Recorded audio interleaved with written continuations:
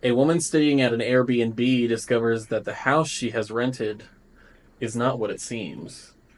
This week we watched Barbarian.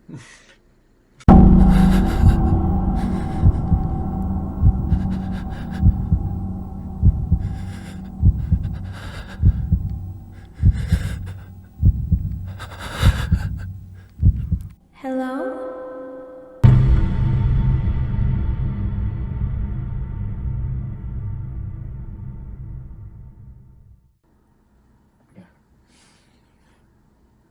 Oh my god. Oh my god. You can see us. Yes. I'm sorry. Just so you're aware, this is us fighting every instinct we have in our brain to not show us. Yeah, so we're gay and we hate ourselves. So, putting ourselves on film, it's a stretch. Yeah, different than pictures. And as a photographer, I also love just being behind the camera and not actually showing myself. So Yeah. this is new. We're trying it out. We might do it indefinitely if it ends up working out pretty well. Unless we get a lot of hate. And just please don't do that again. But if I do get a couple of stalkers, worth it, you know. That's true. That's true. I've done acting stuff, but I was in drag, so I didn't care. I've done acting on stage, and it's weird because it's always like you're either that crazy theater person who is overly confident, or you're insanely introverted and super quiet until you get on stage. I was the introverted person until I got on stage and was in stage makeup and lights where I couldn't really see the audience. Same. Because lights were blinding. Yes. I'm wearing this. My friend got me this caftan, so I'm wearing it today. It's very nice. It is. Thanks. And in case you weren't aware, just based on listening to our voices, I am Legend. I said it that way again, and I shouldn't have. Hi, Legend. And I'm Chris. I'm sorry. I'm getting over being sick. Okay. I'll get it out of my system. All right. And I'm Chris. I'm the horror weenie. I'm the horror buff.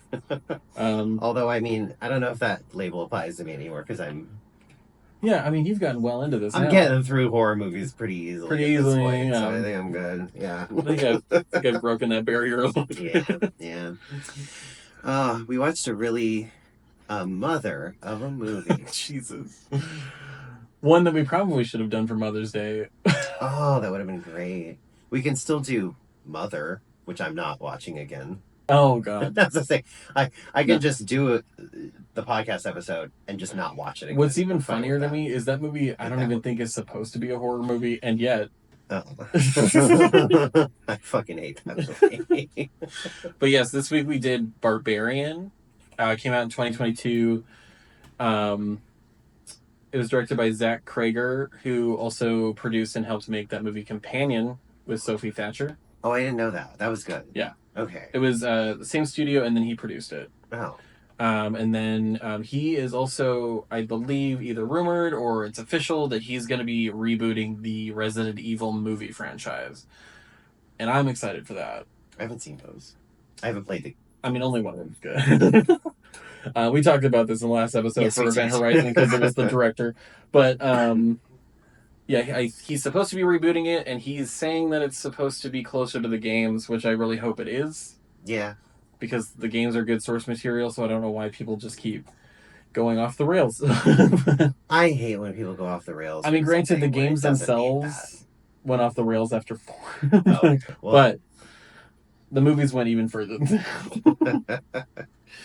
Yeah, this movie is starring so Bill Skarsgård, as we know. So hot. He really is. Oh. As we know from Pennywise the Clown in It, he was in Atomic Blonde, and then most recently, obviously, played Count Orlok in Nosferatu. Not as hot in that, but but yet. But what I say no. I know, like we got. Georgina Campbell, who's been in several horror movies now, the names of which escape me. She looked really familiar. I just didn't. She's really good. Yeah, she's a really good actor. Justin Long, who is both. He's so hot too. Who is both a scream queen and baby girl, all in one. If you listen to this, I have talked about him before. Yes, in our Jeepers Creepers episode, we did talk about him. Oh god, he's so hot. He's only 2 years older than me, which I now know. I didn't know that.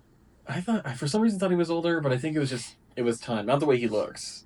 It was time. Because he definitely doesn't look old at all. I'm just gonna keep coughing. Sorry. And then Matthew Patrick Davis, who plays the mother and all the prosthetic makeup and everything. Okay. Which I always find funny because a lot of the times they do these type of characters, even if it is a female character, it's usually a man. Yeah, in Doug the costume. Jones. Doug Jones. Yeah. The only other, I forget her name. The nun? Yeah. I can't remember her name either. I love her though. Yeah. She's really good at what she does too.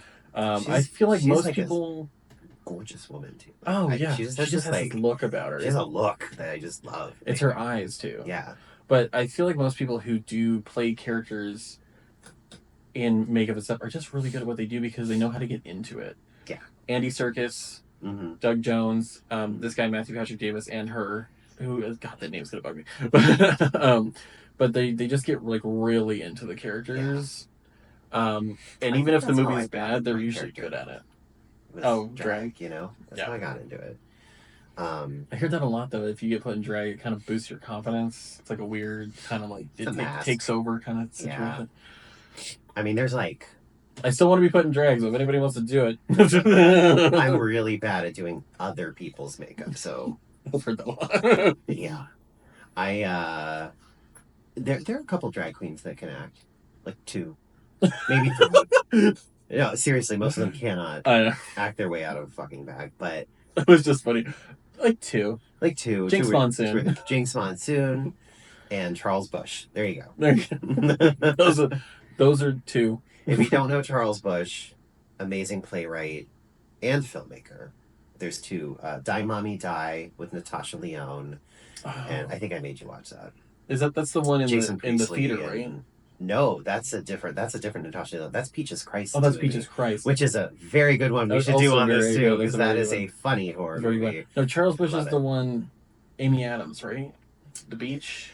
Yes, Psycho Beach Party also. Psycho Beach Party. That's the other one. That's the one you showed me. Yeah. Okay. That one was good. Oh, we need to watch Die Mommy Die. Yeah, okay. That's so good. I'm down. I mean, you've been showing me John Waters and Charles Bush and Peaches Christ, and I'm down for that. Plus, you kind of know Peaches Christ, right? No. In San Francisco, like she was just big in San Francisco, so I know her from that. Same as Heclina, who was. It's kind of like you're in the scene, you kind of know of them. Yeah. I mean, Heclina. I used to go to Heclina's show every week. It was like a midnight show on a Tuesday. I'm not going to say the name of the show because it's not something you can say. Which is classic drag. It's not something that we say anymore. Yeah. Which is, I think, a classic drag because it's provocative. Let's just call it T-Shack. That's what it was called. T-Shack. Oh, no. T-word shack. Okay. T-word shack. Yeah. Yeah. Go ahead. Go ahead. You were saying something. Yeah, tangents. So, yeah, we did do Barbarian this time. Very good. I liked it. Starting, even at the beginning, I just, before we start the plot, like, just the opening shot of just the house is very classic. Yeah. Like, classic, it's just the shot, it's stagnant, and you have the credits going. Yeah. And then the car pulls up. It's just a very classic shot, which I think Zach Krager really does a good job at mixing, like, old school cinematography with newer modern cinematography. Yeah. Especially the angles, the way things are filmed, the slow zoom on something like they would do in like the 70s or something slow zoomed on something, like even the color. And the coloring. Yeah. Yeah. I love the way he colors things. Yeah. It's really cool. Yeah. Huh. I wouldn't have Okay. let's start. This is my film student coming out. It's fine. So Tess Marshall arrives at an Airbnb in Detroit on the evening before a job interview. However, she finds it has been double booked and is already occupied by a hot man named Keith. I'm editorializing. Initially unnerved by the situation, Tess warms to Keith and decides to stay the night while he sleeps on the couch. First of all, right away, I'm just going to say this woman has zero survival instinct. Oh my God. And no common sense. And I hate her. Okay. So, not even just the fact that it's Detroit, which we all collectively know. It's getting better, I guess. It's getting better. what she talks about in the movie was the artist collectives, which is true. There's a lot of artists moving there and turning those like abandoned homes and burnout homes, and then it gets gentrified, and then it gets expensive. Yeah, so. It feels like artists make it cool, and then that means businesses want to come in and gentrify the shit out of it. And it's like every neighborhood in San Francisco. Yeah, but I am glad at least artists are taking it over and using it or something. Yeah, but she obviously like tell me you did not research a place before you went there without telling me. It's like obviously zero research, and like I know you're there. It's night. It's raining. So literally, the opening shot and stuff, you can't see any of the neighborhood except the house that has the light on, which is the Airbnb. And of course, it looks really nice because it's an Airbnb, and they fixed it up and they made it look nice. Yeah. Nice, nice for an Airbnb. Anything around it was pitch black all around the house. Black, except maybe one light down the street. Yeah. But you can't see anything. Yeah. And I loved, like, we'll get to it, but I love that literally the next day she steps out and it's just like a war zone. Abandoned homes, graffiti, run down, burned out. Like, obviously nobody should be in this neighborhood at night. Yeah. And yet you couldn't tell that at all. Yeah. When it was dark outside. And it's like, it just like really shows like you don't really know your surroundings. You're in an unfamiliar thing. Yeah. And I think that was kind of like the thing is like you're not in your own space. Like this is something you don't know. Yeah. Which I thought was a good way to show that. Yeah. With it between night and day. Literally night and day. But yeah, no survival instincts. No. Whatsoever. No. And, I mean, she kind of has a little bit for a second because she doesn't drink the tea he made for her because it might be poisoned or something. The survival instincts with where she is location-wise, but when it comes to, this is a strange man, he's making me a drink in this house, and he's kind of acting weird because he's super nervous. I'm not going to drink this because I didn't watch him make it. I know. It's like, that, now you're thinking. Now, like that type of thinking, yes. Yeah, now you're thinking. I mean, really. I mean, God, you made me tea the other day. I don't know if I trust you. I wouldn't. Who was even named Legend anyway? Is that your real name? Okay. I'm actually Chris. No, I'm just kidding. She wakes up during the night and is shaken. She's shook to find her bedroom door open. She is shooketh to find her bedroom door open, but Keith is asleep and assures her he did not open the door, which leads me to the fact that she needs to work on her communication skills as well. Yeah, because she gets up and the door's open, and she hears a noise, which already I'm like, fuck that. Yeah. But Keith is there. It doesn't say it, but he's obviously having a nightmare because he's like making noises in his sleep. Yes. And it's obviously some crazy night terror situation. I dated a guy with night terrors. Separate conversation. Separate conversation. Wake up in the middle of the night, like just screaming. It was very unnerving. I mean, like, imagine what it's like for you, and then what it's like for them. I can only imagine how unnerving, insane for both. Yeah, that is. But she, like, when she taps him, he obviously freaks out because he was asleep. Yeah. And he's like, what the fuck are you doing? And instead of just saying, like, hey, my door was open, I heard you making noises, you were obviously having a nightmare, I just wanted to make sure you're okay, or, like, it sounded like something was wrong, so I just wanted to make sure you're okay. She's like, oh, did you open my door? Did you open my door? And he's like, this strange woman is tapping me in the middle of the night in my sleep. Like, and he's, like, angry, and it's like, obviously it's because he's freaked out. And she's just like, I don't know. I'm like, just tell him what you did. Like, I just don't understand. It's so weird. Which I will say, like, the interaction between them as two strangers in the house, I'm like, it's pretty realistic. Yeah. Because, like, you're annoyed by the situation because the Airbnb got double booked without you knowing it. Yeah. And you're strangers in this house, you don't know the situation, and everything's just all over the place. And because at first they get, like, kind of angry at each other. Yeah. But then they relax a little bit and they're like, okay, it's not each other's faults. Yeah. But everybody has that initial reaction of, like, yeah, for sure. Yeah. And She tries to find a hotel, but then he's like, "Oh, you're not going to find a hotel anywhere because there's a convention." Which leads you to, since I hadn't seen this before, it leads you to immediately think that he's the bad guy in the situation and he's going to do something. Oh, 100%. It's like watching this in He theaters. could do things to me anyway. I don't care. I mean, honestly, I would go downstairs and like, oh, there's a bed and a camera. Oh, oh. Oops. What do you want to do? All right. Obviously, don't do that in this situation.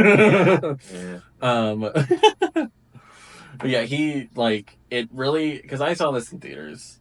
So, but even seeing it in theaters, you have the same thing. Like watching it for the first time, it's the same thing. It's the setup of like, this guy, you want to believe him, but he has the possibility of being a fucking creep. Yeah. And you don't know. Yeah. You don't know what's wrong. I just assumed he was a creep. I think that's why maybe I would survive a horror movie because, like, the second I got there, honestly, I would have just left. None of this would have happened. I honestly would have been like, oh, it's double booked. Okay, I'm going to call them tomorrow, get a refund, but I'm just going to drive. I mean, after we had sex, then I would leave. After I let him take advantage of me, then I would. I would not go in the basement. I just think that's a good rule of thumb for any, like, other than your own home. Yeah. If you're going to an Airbnb and there's a basement, just don't go in the basement. Unless you live in, like, the Conjuring house. And it's your own home. Yeah. Then don't go downstairs. Otherwise, just, like, it's somebody else's home, technically, as an Airbnb. Just don't go in the basement. Yeah. Just don't go in the basement. Oh, by the way, the house in this was really scary simply because of how ordinary it looked. Much like, God, there's a house... Ryan and Shane went to it at one point, and it was like one of the scariest ones they did. Like, really, it was a scary house, but it looked so normal. Yeah. Yeah. This is Ryan and Shane from Watcher, by the way. Yeah. Paranormal friends. Paranormal Investigation. They're not friends. Yeah. Not friends. Yeah. Yeah. If you're watching. Well, and it's like I see, like, the classic haunted house is like, it looks old. It's from the 1700s, and of course, white people are like, sign me up. Somebody was murdered in it. Yeah. But like, really, the most ordinary looking houses, other than maybe the Amityville Horror House. Yeah, that was a little weird. Because it looks like it's staring at you. Well, the actual Conjuring house is terrifying. Oh my God. It's way creepier than the one in the movie. I mean, the movie's good, but like... The movie in the house. The house in the movie. I can't talk. Right. The one in the movie is good, but the original farmhouse is fucking terrifying. It's really scary looking. Like, I know it's one story and it's long, but it's fucking terrifying. And the basement is terrifying. And this just looks like... the actual basement. Oh, yeah. Terrifying. Oh my God. There's like a hole that goes to nowhere. Like, it's so scary. Me on a Saturday night. An endless hole. Gaping hole. How did you know my nicknames from high school? That ghost come out of me. And we keep boarding it up, but it just keeps opening right back up. Anyway. But yeah, this house, especially, I mean, obviously with the surroundings of everything being run down, broken down, whatever, it being so ordinary, even if it wasn't like that, when it does a flashback to the 70s or 80s, I think it's the 80s because they mentioned Reagan. Even that suburban neighborhood just looks like there's probably something seedy happening underneath it because of how overly perfect it looks. It was Edward Scissorhands' neighborhood. Yeah. Which I love. Oh, yeah. Which was really cool. Yeah. But yeah, definitely like that overly perfect Edward Scissorhands neighborhood. Yeah. Where it's like, some weird drug ring, serial killer, or Stepford Wives situation is happening here. Especially in the 80s. If that was the 50s, it would be... If it was set in the 50s, it would be different. But like in the 80s, a neighborhood looking like that, no. Yeah. Neighborhoods didn't look like that in the 80s even. Well, and I know like Detroit didn't really have its downfall, and I think it was the 80s, 90s was when that happened. Yeah. I think this movie. It's like right before it's happened. Right? Yeah. Well, that part of it. Yeah. Sorry. So the neighborhood is still like way too perfect. Yeah. Way too perfect. Yeah. I mean, I don't think I've ever seen pictures of Detroit from the 70s, but like still, it just seems way too much. Oh yeah, it was very much a set. Like it just looked. This is fake grass. This is. I mean, even the bad neighborhood looked like a set. Oh, 100%. So, yeah. And I can save this for Trivia Corner. Yeah, let's save things. Let's save it for Trivia Corner. Anyway, plot. Tess goes for her interview the next morning and is cautioned to stay on guard while in the neighborhood around the house, which is suffering from heavy urban decay. And while she was going to her interview, I really liked that it looked like someone was following her and watching her. The camera. Oh, the way they film it. It looked like someone was following her and watching her, 100%. which I thought was really yeah. Because they weren't, because nothing else had anything to do with that. It really makes you think like every other scenario is happening than the one that's actually happening. Yeah. Yeah. Like serial killer or somebody's following her. Or I like the misdirection for sure. Oh, 100% misdirection, and he does it very well. Yeah. I love the building she was in. The building she was in, and the city itself looks cool. Mm-hmm. Obviously, surrounding neighborhoods are not like the best thing, but yeah, she goes for the job interview, and it's funny because the job interview is for her to work for a documentarian. Yes. Who is making a documentary about how bad the neighborhoods are in Detroit. Yeah. And the artist collectives that are building it back up. Uh-huh. And you obviously did not research where you were going to know how bad it actually is. Therefore, should you be working on the movie? Yeah. If you did not do your research. Do a little bit of research. And the documentarian that she was interviewing with, or if it was just someone else, told her. That was her. Yeah. She's like, why are you in that neighborhood? No. Oh, yeah. She's like, I'm staying here. And she's like, you shouldn't be there. That's what she said. Yeah, she's like, you should probably leave and stay somewhere else. Yeah, this woman, I'm sorry, but she ignores everything. Anyway, returning to the house, she hurries inside when a homeless man runs down the street urging her to leave. Oh, like at a sprint. And I'm sorry, like it'll come up later again in the movie, but even if you're warning somebody, don't sprint at them like that. They don't know you. Don't scream and run at Don't scream and run at anybody. Ever. They're obviously not going to think you're there to help them. No. And does she get back into her car? No. No, she tries to go into the Airbnb, which she has to punch in a code to get the key out of the lockbox. Why would you do that? Just get back in your fucking car. Punch in a code. She was next to her car. Open the lockbox to get the key. Her hand was on the handle. Still. Of the door. And she runs in this stupid house. Insane. Idiot. I just because at least in your car, you can drive away. Yeah. Just at that point, I'm not going to give a shit that my clothes are still in the house. Like, drive away, come back later for it. Or not at all. Buy new clothes. Yeah. Leave the key in the lockbox. Keith will be back. Yeah, don't worry about him. He can handle his own shit. He is going to be fine. He's going to be fine. I mean, he isn't, but he's fine. She accidentally locks herself in the basement. She goes into the basement for a reason, though. It's not saying here. She goes into the basement because she realizes they're out of toilet paper. Oh, and then yeah, she ends up seeing a package of toilet paper in the basement. Yeah. And so she goes down there to get it. The door shuts, but it locks from the inside. Yes. Because basements love to do that. Yeah.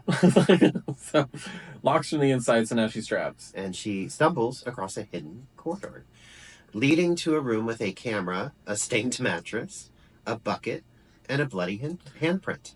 Besides that bloody handprint, it sounds like a good time. Listen, I can forgive a room with a good mattress and a bucket. Yeah. But a bloody handprint?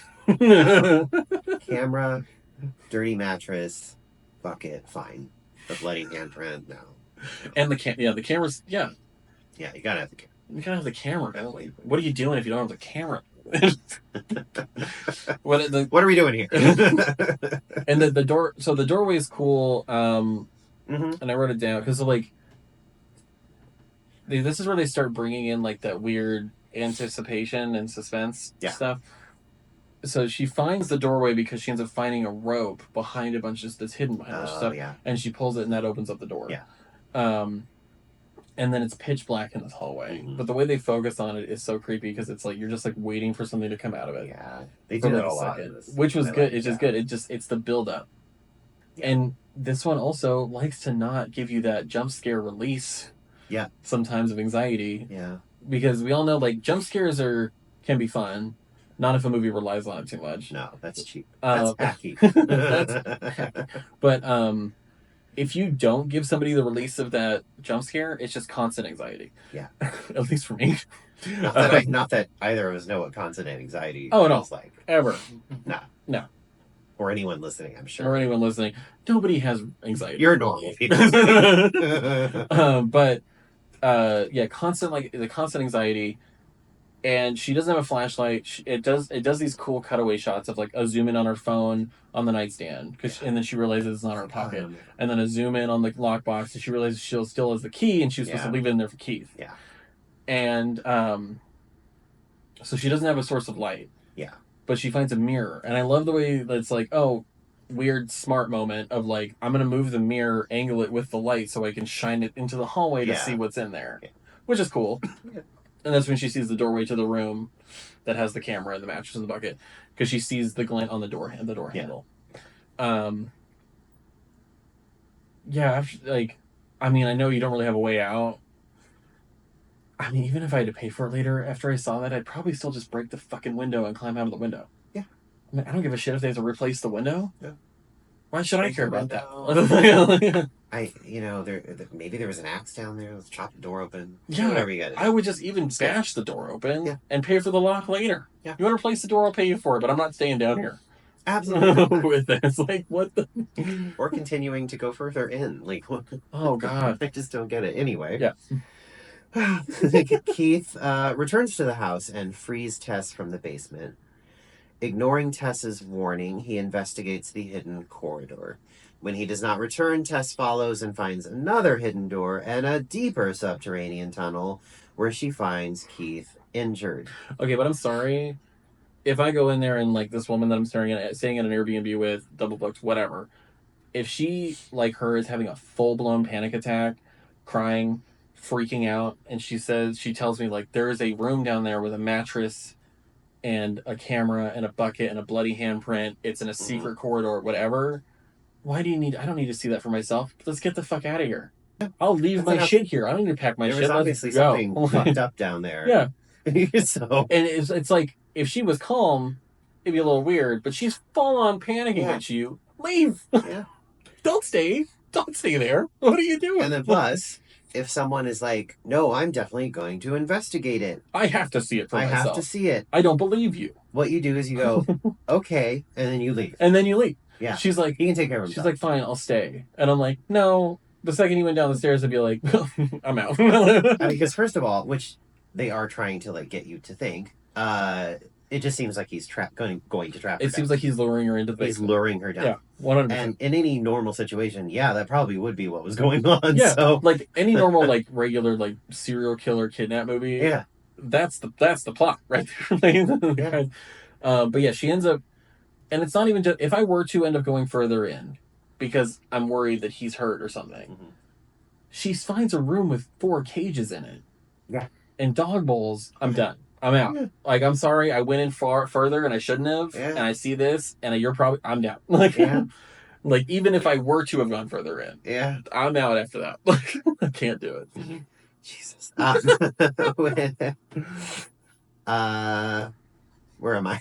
While they argue about where to go, Keith is suddenly attacked and killed by a naked, deformed woman known as the mother, who bashes his skull against a wall multiple times. Yeah, that was probably the goriest part of the movie. That is true, because there was gorier things in a way, but they were campy gory almost. This was like I'm watching somebody get their face bashed. That was pretty fucked up. It was a little crazy. But it completely is the fake out of, like, oh, so this isn't Keith at all. No. Like, this is not the normal scenario of what's happening. And at the beginning of this movie, I was asking, like, hey, is this like a supernatural movie? Because I'm fine with those. Yeah. Or is this like people being, like, horrible to other people? And you said it was, and I was like, fuck you. I don't want to watch this now. I mean, am I wrong? I mean, that is true. But it does have a level of, like, not realism. There's a different level to it. Yeah. It's not like someone, like, holding them in their basement and, like, in a cage and torturing them all day. It's not that kind of. Not that kind of, like, people on people or Saw or torture. Like. Yeah, no. Had it been that kind of a movie, I would have been like, turn it the fuck off. I don't think I could have dealt with that. But the turn that it did take, I was like, oh, okay, I'm fine with this now. Well, I mean, it makes sense, because it's like supernatural stuff. You have this, like, disconnect. Exactly. Because you either believe in ghosts or you don't, whatever. But, like, you have at least a disconnect of something not being natural and something being real. People on people is real. Like this could happen. It's like it's the difference between being attacked by a ghost and like Ghostface, where it's like that's a person in a costume with a knife. Like this could happen. Like people are much scarier and unpredictable. Yeah. A lot of the times ghosts can be predictable. That is true. If you believe in that or not. But like, yeah, there's at least a disconnect from natural world and supernatural world. Whereas if it's just natural world, it's you feel the realism. Like this could happen. You don't fully trust somebody. Whatever. Like I have a problem with that kind of movie. Yeah, I have a really hard time. But that's also like, in a sense, that's also why they're good, is because it knows how to scare you that way. Yeah, because that's the goal.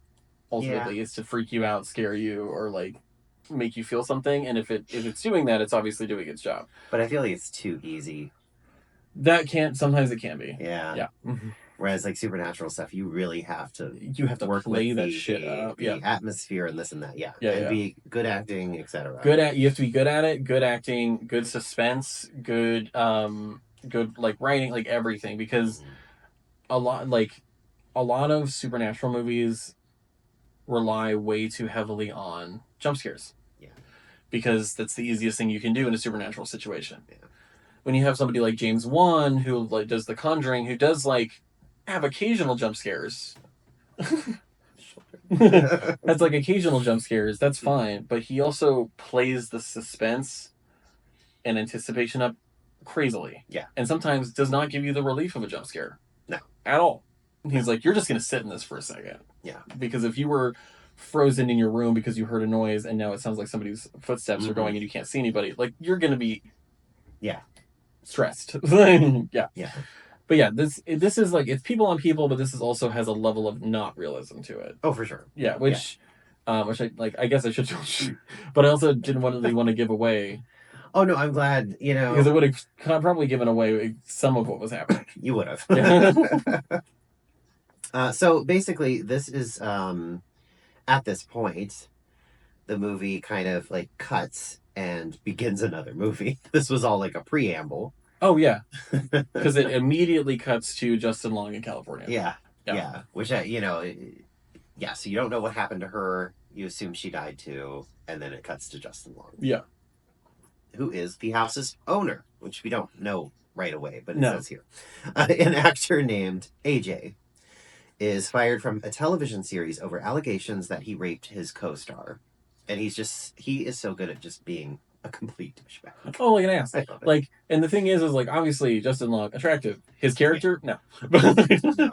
He himself, yeah. But like, it really, I mean, it played into the whole, like, especially a few years ago, the Harvey Weinstein shit, Kevin Spacey, like all these people who we do not condone that behavior whatsoever. No, at all. Just to throw that out there. But it played into that with the whole like, he's an actor, Hollywood, sexual assault, all this stuff.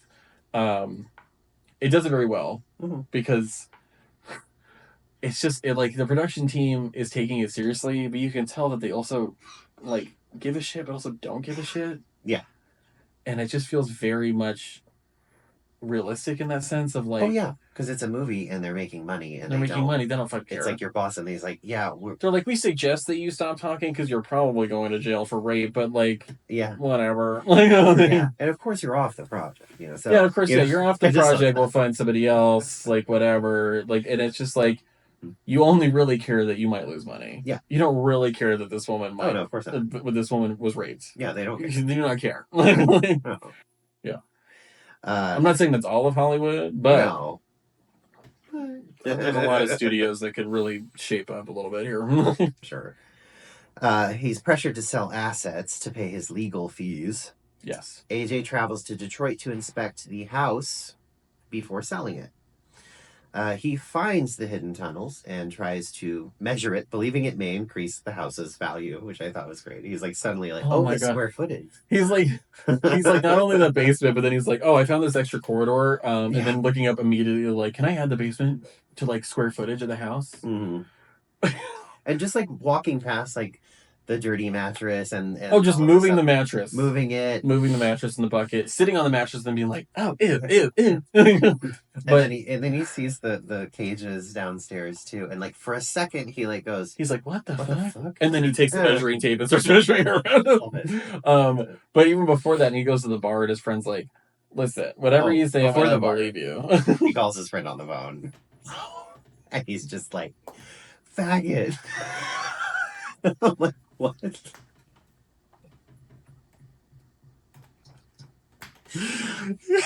I can't. This is after he gets off the phone with his mother. Yeah. And is like, oh, Dad wants to see me? Oh, yeah. Oh, I gotta go. Somebody's calling. Hey, Italian. I give him a pass. You give Justin Long. I'm gonna give him a pass. Well, it was a character in a movie. Yeah. Plus, if he wants to call me that in a fit of passion, it's fine too.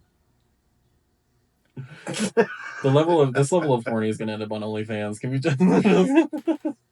Oh, we could charge extra. Oh, wait a minute. Okay. No, we can now. Well. Well. The mother attacks AJ in the tunnel, which I like because he's measuring and then something grabs the tape measure and starts pulling it. You know. But yeah, even before this, because he's advised to not call the woman he raped, to not contact her, which obviously does, you shouldn't. He's drunk and he does. He goes to a bar and his friend's like, tell me what happened. I'll believe whatever you say, but what really happened? And it's like, well, she said this. It was gonna be this. She's a bitch because whatever. And then he's drunk and goes home, and then he's on the phone on her voicemail, being like, "I'm so sorry.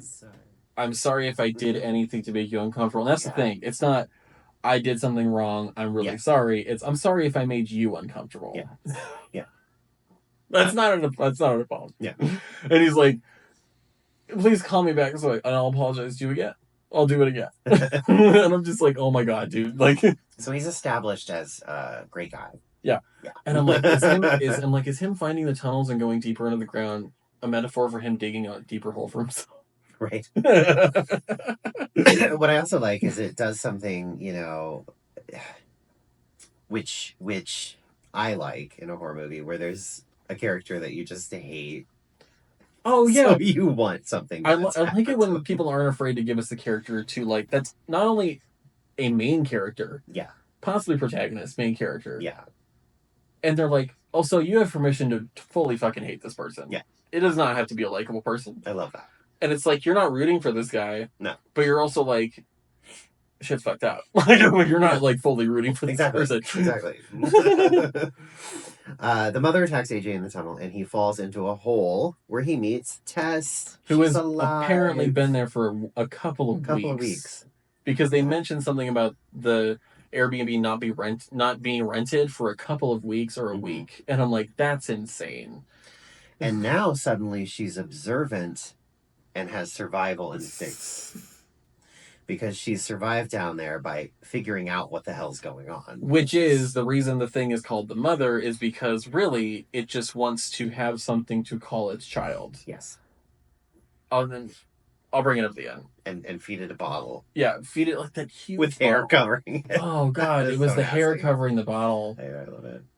I'm like, that's grosser than me seeing her. Yeah. I just get the hair off the bottle. I'll do it. Just get the hair off the bottle. Yeah. I'll do it for you if it means I can live. But just get the hair off the bottle, please. But yeah, evidently she's been thriving down there. Playing a baby. Playing a baby in a cage. Doing adult baby. Not knowing if she's ever going to get. And that's the thing is, if he never showed up, she would have never gotten out. Yeah. She probably would have never gotten out. No. Yeah, is this some kind of adult baby thing? Fetish? What is this? I don't think it's a fetish. Okay. Okay. I was literally about to get into it. I'm totally kidding. I was seriously about to get into it. I was like, I don't think it's a fetish. What I really think it is psychological. It's a metaphor. Do you know what a metaphor is? But obviously not to king shame anybody, because I know that probably is a fetish. I mean, it is. Yeah. Not for me, but it is. No, yeah. You do you have fun with it. Yeah, if you like that. And everybody's consenting. And everybody's consenting. Have fun. Yeah. Okay. Now we flash back to... Yes, I love the immediate cut. The immediate flashback. It's like, I forget where it happens, but there's an immediate cut. It's like right after. Oh, no, it's after he falls in and she grabs him and says, like, shut up or something like that, and then immediately cuts to a flashback. Yeah. I love the abrupt cut. Yeah. To the front of the house with everything looking super perfect. Crazy. That editing is amazing. Like, oh, yeah, totally, yeah. And, I mean, you're going to get into, like, this whole flashback, but I will say, for it, him making the choice to basically use a wide-angle lens for, like, all of it, where you can see everything, and then it's, like, kind of continuous. Yeah. Beautifully filmed. Yeah. Like, the flashback is beautifully filmed. Yeah, it was. It's crazy how well that's filmed. And then whenever you get into the store and everything, and then him seeing the girl that he's eventually going to follow, it's just, like, the way the camera's just, like, stays in the one window with him the whole time and just frames everything. I can't, like, even the first time I watched it, I couldn't get over how just amazingly beautiful it looked. Yeah. And I'm like, I'm watching a guy, obviously, about to kidnap a woman, but it's filmed really well. Yeah. Yeah. You want to kidnap me, that's fine, but it needs to be beautifully filmed. You're in the room with the mattress. You're like, what kind of camera is this? Yeah. I'm sorry, is this one with DV tapes? I'm gonna need it. I'm gonna need a Panavision. 35 millimeter. We're gonna need... Can we bring in an editor? Thanks. Do you have better lighting? Oh, wait. One thing we didn't mention... to purposely cut you off. One thing I didn't mention, because I have the wide angle note, but is when Justin Long pulls up to the house, everything's out of focus except for the charm in her car's window. That's a snake. Yeah. And then whenever he gets out of his car, it focuses on him. And I really love that it's kind of like, oh, you're a snake. Yeah. And it reminds me of like Citizen Kane was like one of the first big movies to kind of do this, where it's like a parrot, like it's like the wife of Kane speaking, and then it immediately cuts to a parrot screaming, and it was supposed to be like a full-on insult that this woman is fucking annoying. I've never seen that. It's because the movie is William Randolph Hearst. Is that the one that has Rosebud? Yeah. Okay, that's all I know Kane about it. Kane is supposed to be William Randolph Hearst. Oh. And so it was literally a relative of Patty Hearst. Who was in a lot of John Waters movies. Okay, I keep forgetting about that. I love it. It literally was Orson Welles making fun of Hearst's wife for being fucking annoying. That's right. And it was like, back then, the only way they could do that were like metaphors, stuff is cutting and adding things in. So yeah, it's literally her like talking or screaming or something like that, and then it cuts to a parrot screaming, and it was a full-on insult to this woman. Like, and that just kind of reminded me of this, is when they do stuff like that, where it's like, yeah, this guy's pulling up, this guy's a snake. Orson Welles was a really funny guy. Which is crazy, because he was also kind of an ass. He was kind of an ass. Kind of a pretentious ass. I'll watch interviews, and he's really funny. Like, he's just, And I hate it, because, like, Citizen Kane is actually good, but because of how much it's used in films classes and talked up, it's the pinnacle of cinema. It's just so overplayed now, that, like, and overrated now because of how much it's talked about. I'll probably watch it and go, I hate it. Yeah. But, like, when you watch it, it is a good movie. Yeah. It's just, it's so overplayed now. And it's so, it's just, I just feel like film schools have kind of ruined it. Because this is the pinnacle of cinema. I get that. Yeah. A flashback to 1981. Now we know. Which they say it here, but I love that you get it from the visuals, but also when he gets into the car and you hear a newscast about Ronald Reagan. Yeah. Dealing with something, which means obviously he's president. Yeah. Dealing with something. So it's like, okay, it's the 80s. Yeah. Like they didn't have to put like a moniker in the corner or something that said 1981. They just they did it with visual cues and audio cues, which is fantastic. Yeah. It shows Frank, who is the house's original owner, buying supplies for a home birth, then stalking a woman and gaining access to her home, with the implication that he is going to abduct her. Which, like, I know people probably still do home births now. Yeah. But as a cashier nowadays, he'd probably think it was weird if somebody was like, can I get a plastic tarp gloves, diapers. Yeah. Do you have a plastic tarp and diapers? Because that's the first thing. Is like, can I get plastic sheets? And she's like, do you have gloves? You're gonna want gloves. Then you're gonna want this. And it's like nowadays it would probably seem a little weird for one thing with the other, maybe. I would honestly think either they're doing some kinky shit. Which, fine. Like, you know, water sports and with diapers involved or something. Yeah. You know, I don't know. Which, like, whatever. Yeah. I mean, I've seen it. I don't regularly watch that, but I've seen it. It was the 90s. Hey, it was but yeah, it would strike me as odd. Well, it would be like nowadays somebody being like, "Oh yeah, I'm just these things." And they're like, "Really? A rope, black gloves, and yeah, a kitchen knife, and a Gatorade, because you got to stay hydrated. Because you have to, if you're gonna kill or kidnap somebody, you gotta stay hydrated. So we don't really see what actually happens. There's a woman screaming in the basement when he opens the door at the very end of the flashback. Yeah, and it's crazy. But you don't really get to know like what actually happened. So like he's following a woman, and then he pretends to be a service worker, which honestly it was great because that's how the BTK killer got into people's homes. Is he pretended to be a security specialist. Oh, okay. I can't remember with which company. Yeah. But he like wore the suit and everything. And that's how he would get into people's homes. Oh. From what I remember. So them doing this for this was kind of cool because it was kind of a reference to that.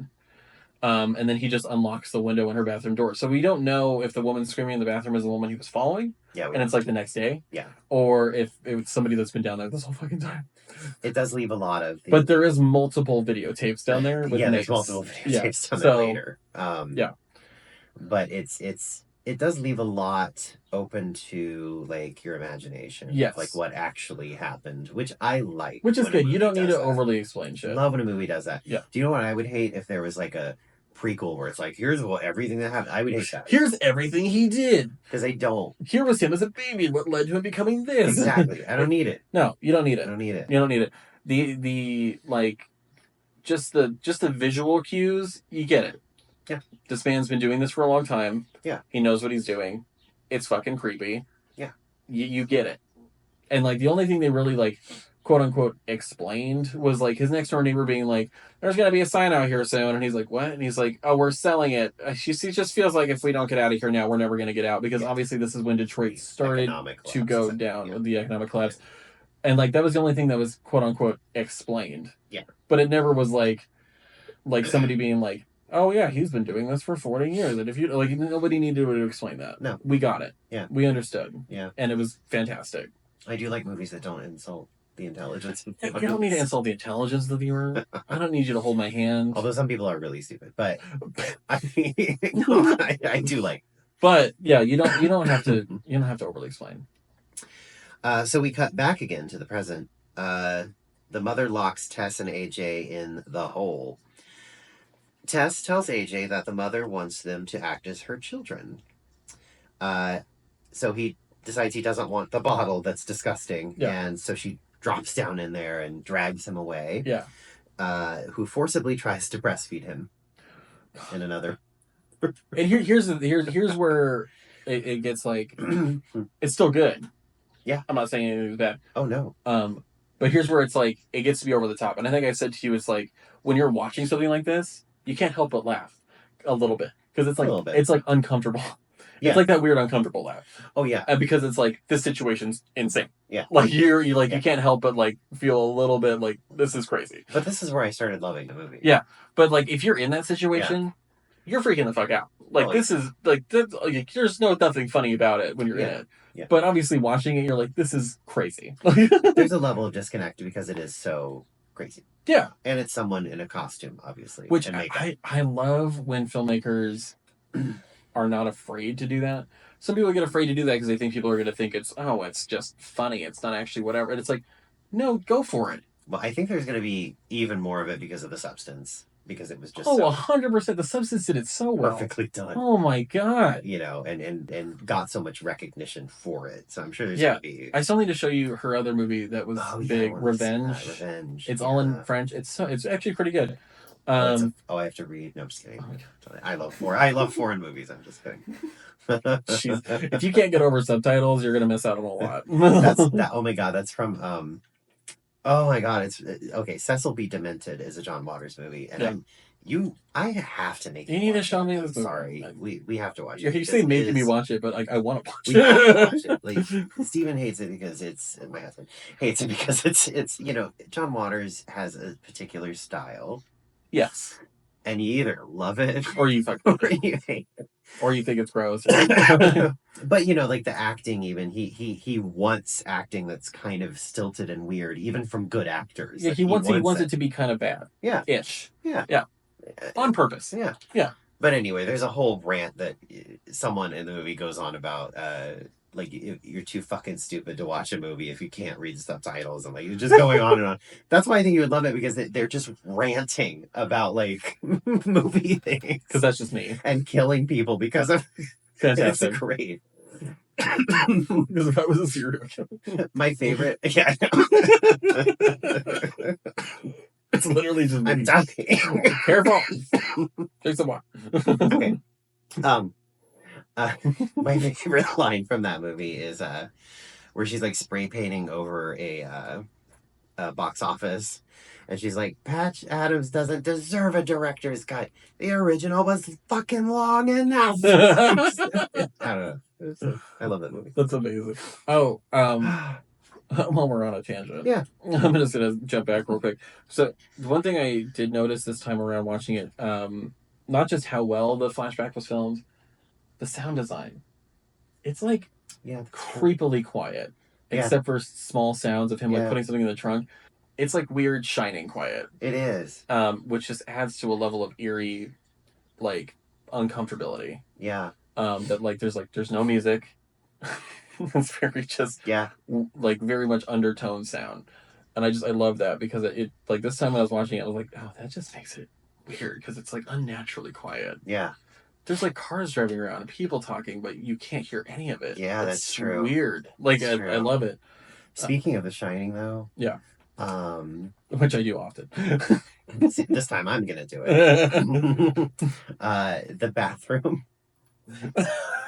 It's just funny because it's like I was like, this is a horror movie bathroom, evidently. Just it's the high wall classic white tile tub. It looked just like The Shining and some other movie, and it's always that tub, and it was in this movie too. Yeah, we just kept making that joke of like, what kind of bathtub do you want? I was like, I'm thinking one where you could possibly see a dead woman in. Yeah.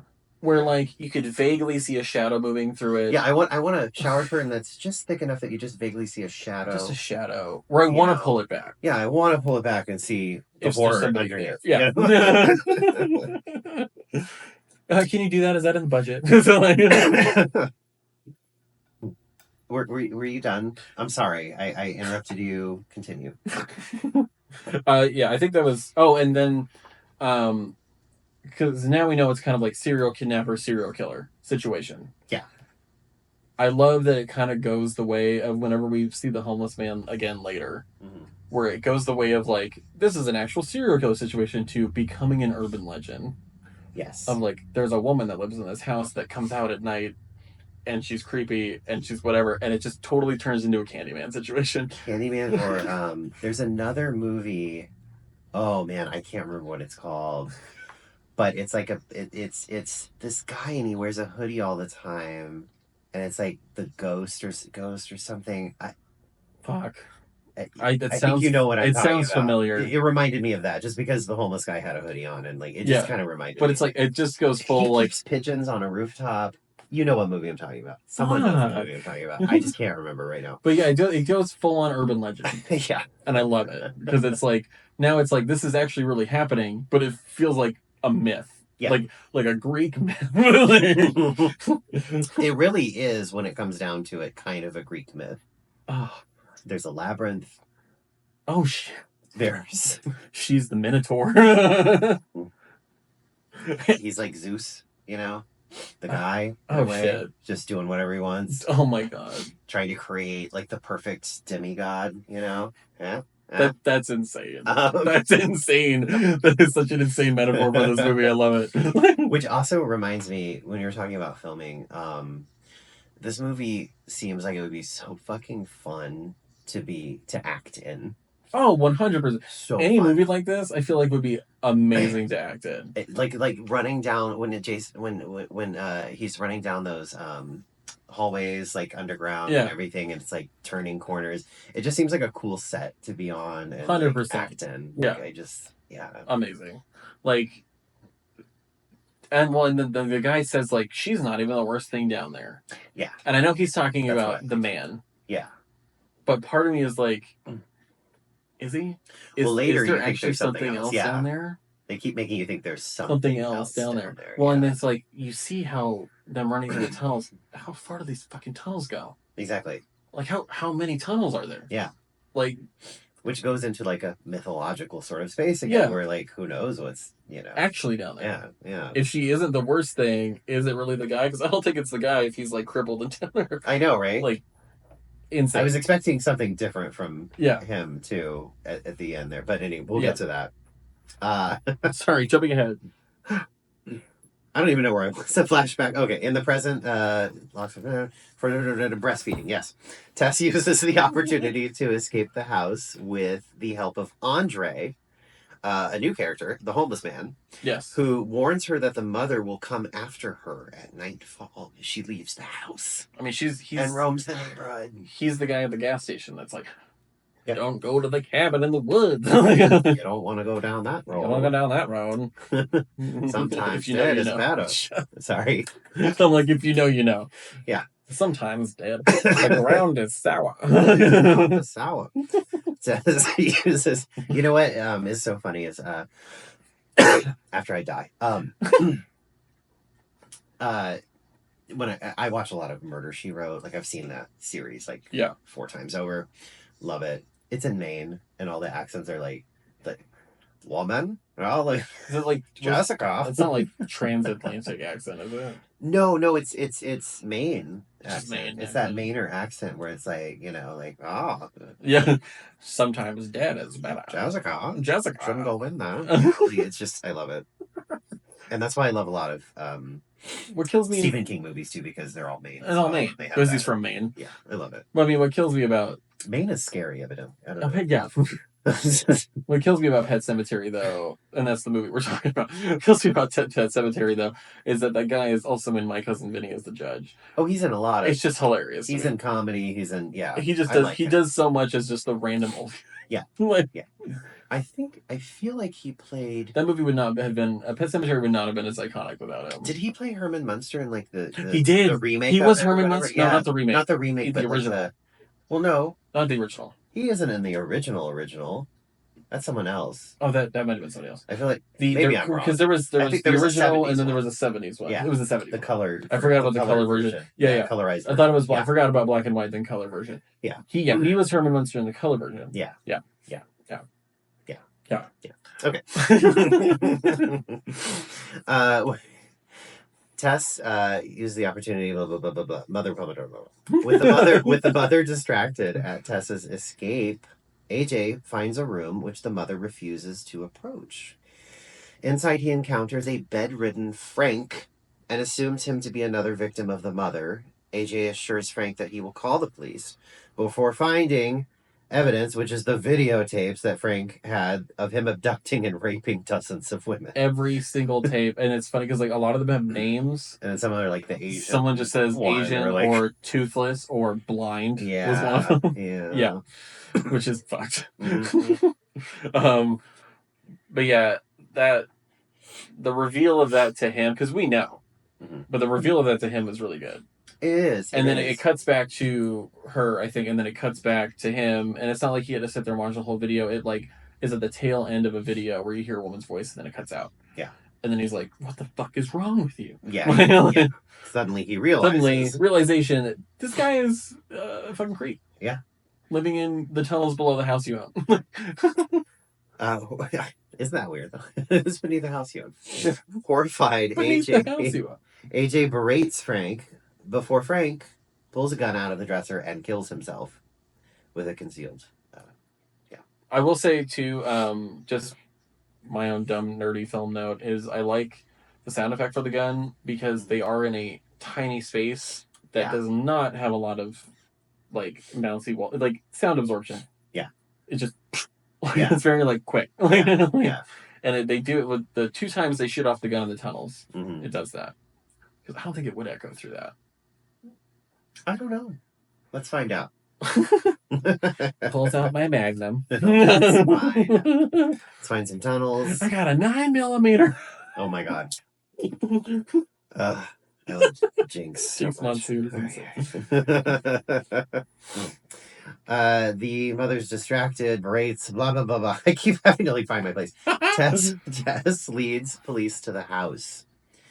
She goes to a gas station. She calls. She gets police. Yeah. They dismiss her story due to lack of evidence, assuming... I'm sorry. This whole scene is ACAB, the definition of ACAB. It's terrible. Where she's like, she's all messed up because she's like, I literally was held in a tunnel in somebody's basement. There's somebody in trouble. He might be being murdered right now. Like, you need to help me. Please help me. And they're like, she's like, I'm not a crackhead. Like, I'm not a crackhead. I'm not crazy. I need you to help me. I was taken prisoner by somebody. Yeah. And they just do not give a shit. No. At all. They assume from her disheveled appearance and lack of identification that she is a delusional, drug-addicted squatter. And leave as it becomes night. And it's like, granted, sure, Detroit, whatever. But, like, still, if somebody's bringing that to me as a cop, I would have at least taken it somewhat seriously. You have, I mean... You're supposed to. Believe women. Yeah, believe women. Women. Tess breaks into the house. Oh my god. Tess breaks into the house, retrieves her car keys, and then drives into... Please welcome to the stage, car keys. Welcome to the stage, the mother. The mother. She drives into the mother as the mother is leaving the house and pins her against the house and bursts through that door. Yeah. Oh my god, I love when she like busts through that door. That's great. Insane. Yeah. It seems like she's dead. You know, she like does the whole like. And she goes down there. She finds him, but ass. Tess returns to the basement. Sorry, just as long as to rescue AJ. Justin Long isn't actually an ass. No, just the movie, but like his character's an ass. Like, but he mistakenly shoots her with Frank's revolver. Well, I mean, to be fair, he's probably really jumpy at this point. He's really jumpy, but if he heard a normal "hey" and not "hey," that's true. Although she could have said more, maybe. True, but then she didn't know. Well, yeah, no, she could have said more. But she also didn't know he had a gun. That's true too. Well, but yeah, gets shot to the side. She survives. I'm like blaming her for the. No. Believe women. I blame her for the beginning of the movie. Yeah. I don't blame her for this part. But like, yeah, she survives. Anything after that, I don't blame her. But the cut makes you think, oh, he shot her then. Oh yeah, it seems like I assumed she was dead. Yeah. She rescued. Sorry, AJ helps Tess to what? I can't talk anymore. I can't talk. Okay, hold on. Let me prime the windpipe. AJ helps Tess escape, finding that the mother's body has vanished. Gone. And so they decide to take shelter with Andre, the unhoused man that lives by the water tower. The unhoused man lives by the water tower, which like I really want to just become a trope. I know. Don't go down there. The unhoused man by the water tower. Like it's very the old man at the gas station. Like, it really is. It is that character. Don't go into the woods. And it is the this is a trope of the wise black guy. Damn it. I just realized that. He's very good at it though. He's really good at it. Yeah. Never mind. I never saw that one. Is it a movie or a TV show where it was about? It was just about black side characters who like help all the white people. I can't remember what that movie or no, but that TV show was. Sounds called, amazing. Turning that on its head is fantastic. They're all like part of an organization and they all know each other. That's hilarious. That's so good. I love it when people can make things that call out dumb stuff in the film industry. Exactly. Because there is always it's always the Native American guy or the black guy. Yeah. The wise, that helps everyone and helps all the white people. I mean, even Pet Sematary, you have the big trope for Pet Sematary and even movies like The Shining is it was built on an ancient Indian burial ground and their ancestors are angry and whatever. It's okay, first of all, the entire United States is an ancient Indian burial ground. Yeah. So I don't know where you're building that it's just that specifically. But I'm going to talk about that again with our next movie. Yes. Because it's a crock of shit. Yeah. But yeah, it's such a trope forever. Yeah. Yeah. God. Anyway. Yeah. Andre explains that the mother is a product of Frank's multi-generational incest with his victims. Although I didn't get that out of what he was saying. Well, he was saying that she was born down there. Yeah, that's all he said. That's all he said. He didn't talk about it. Did it say it in that? Yeah. Oh, yeah. He didn't talk about a bunch of incest or anything. It was inferred. It just said she's been living there for 40 years. Yeah. And she was born down there. So you just kind of assume she came out probably not correct. Yeah, he was doing a breeding program down there. Yeah, basically a breeding program. That she came out with, probably mental illness and deformity and whatever, a bunch of stuff all at once. Yeah, obviously, considering how long her arms and legs are and how just messed up she is and never seeing sunlight pretty much. Yeah. It's crazy because when we get closer to the movie, the end of the movie is good because it not only cool, she got away. It also makes you feel really bad. Oh yeah, for this person. Oh yeah, that she is not just the antagonist in this movie; she's also a victim. Yeah, and it's fucked up. Oh no, totally. And her doing what she does at the end is putting her out of her misery. Yes, and it's really sad. It is. That moment is kind of sad. Yeah, well, as Andre is explaining all of this and says, they're are we safe here? And he's well, she's never gotten in here. I've lived here forever. She's never gotten in here. The second he says that, of course, bursts through the wall. She bursts through the wall like the Kool-Aid man. Rips his arm off and beats him to death with it. Oh my god. It just as violently kills Andre, but it rips off his arm. She literally rips his arm off and beats him to death with it. And then she chases Tess and AJ up the water tower.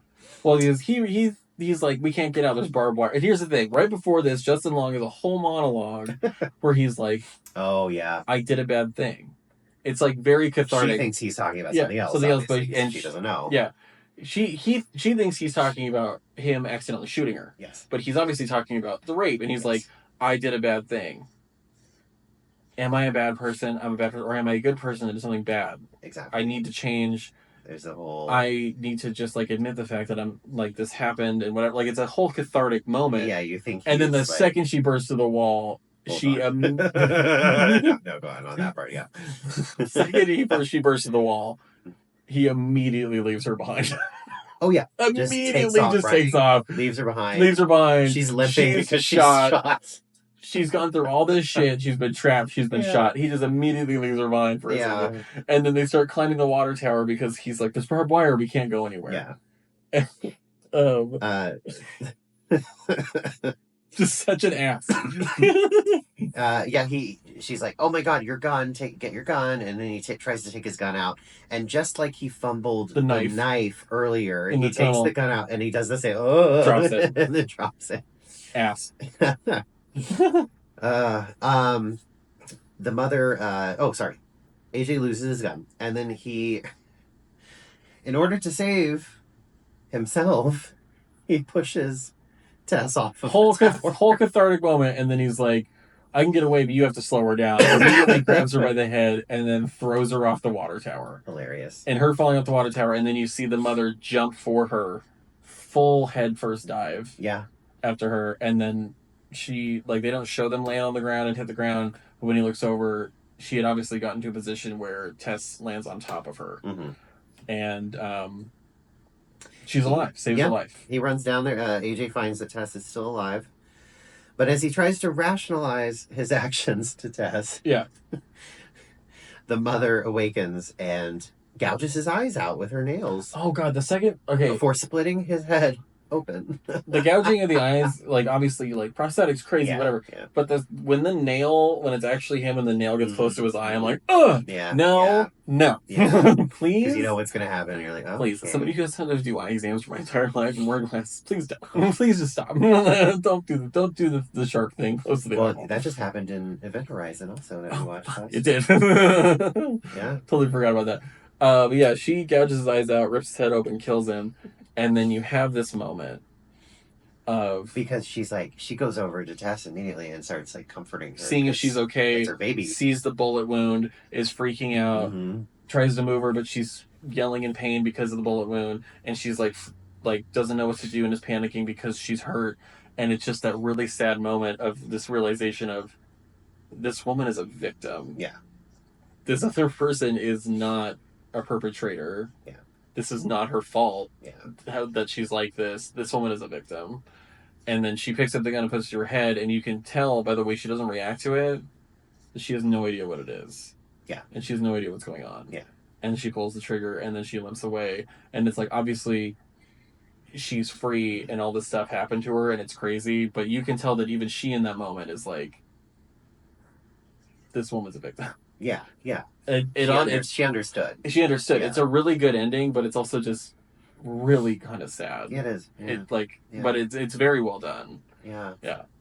And I did she starts limping away, and then it cuts to credits, and then it cuts back to her limping away again, and then I did like the way it kind of kept cutting back, so you weren't entirely sure whether something else was going to happen. Yeah. So, the other thing that's in those tunnels comes out that we don't know. Comes out. Just kidding.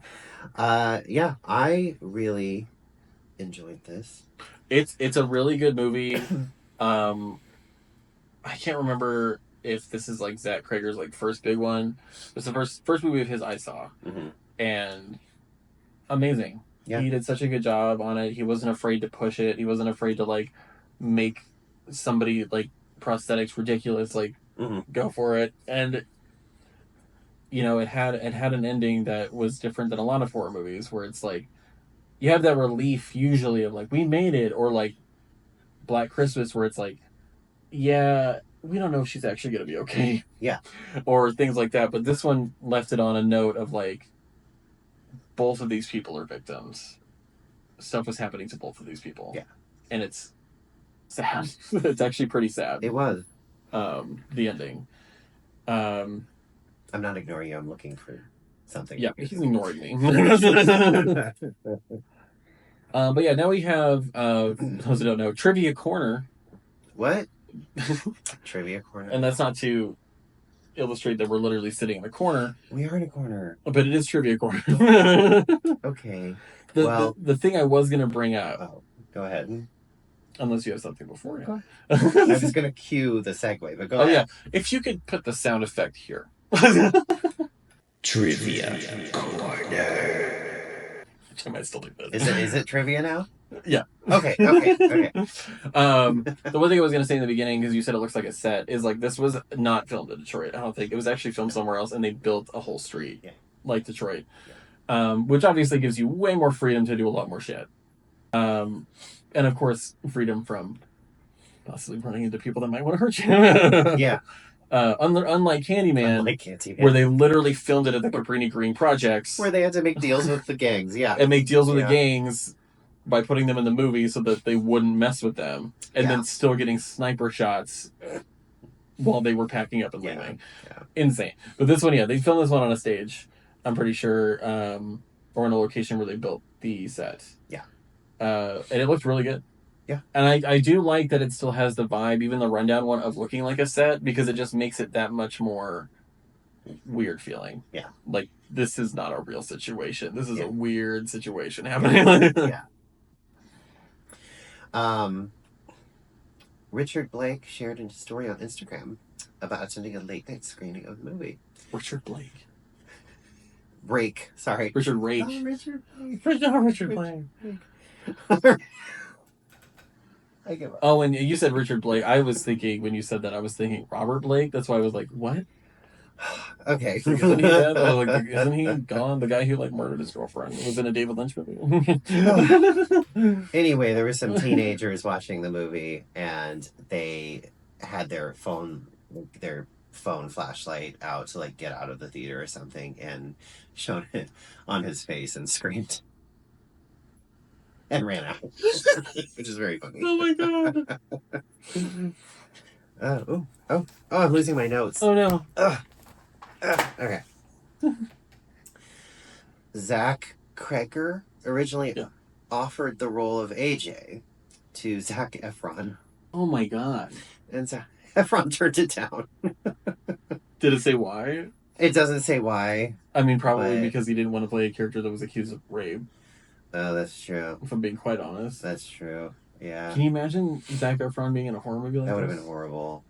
He would have changed it. Like, to be honest, like nowadays, he's not a bad actor. No, but it would have changed that tone completely. Justin Long is a way better choice for that character. Yeah. Yeah.